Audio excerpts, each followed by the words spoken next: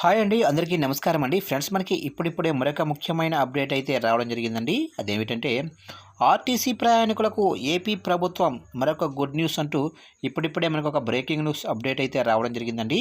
అయితే ఇందుకు సంబంధించిన పూర్తి వివరాలు అయితే మన వీడియోలో తెలుసుకుందామండి. వీడియో మాత్రం ఎక్కడ స్కిప్ చేయకుండా చూడండి ఫ్రెండ్స్. అప్పుడే మనకి పూర్తి సమాచారం అయితే తెలుస్తుంది. లేట్ చేయకుండా వివరాల్లోకి వెళ్ళిపోదాము.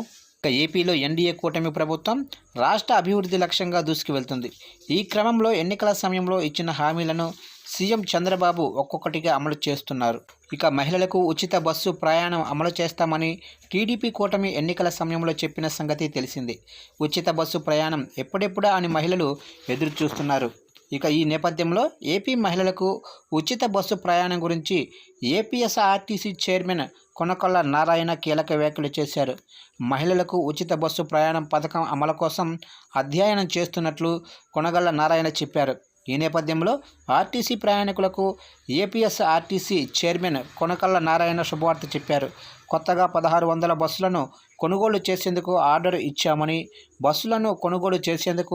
ఆర్డర్ ఇచ్చామని వీటిలో ఇప్పటికే 900 బస్సులు అందుబాటులోకి వచ్చాయన్నారు. వీటిని రాష్ట్ర వ్యాప్తంగా నడుపుతామని పేర్కొన్నారు. అలాగే మహిళలకు ఉచిత బస్సు పథకంపై అధ్యయనం చేస్తున్నామని చెప్పారు. మరికొన్ని రోజుల్లో విధి విధానాలు ప్రకటించి పథకం అమలు చేస్తామని వివరించారు.